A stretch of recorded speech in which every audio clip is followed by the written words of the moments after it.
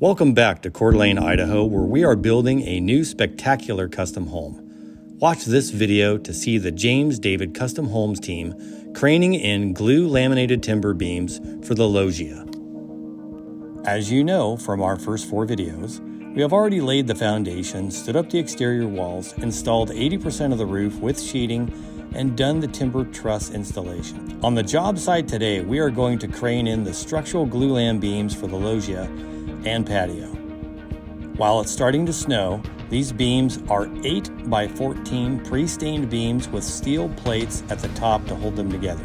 This helps to keep the area vaulted. We're using a 5,000-pound crane that extends up to 100 feet in length so that we're able to set each heavy beam into the correct place.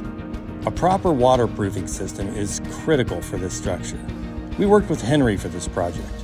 Their products and systems manage the flow of water, air, vapor, and energy through the building envelope from foundation to roof, improving the structure's energy efficiency, livability, and sustainability. Stay tuned for more upcoming videos. To learn more, visit jamesdavidcustomhomes.com and follow us on social media at James David Custom Homes. Let's build excellence together.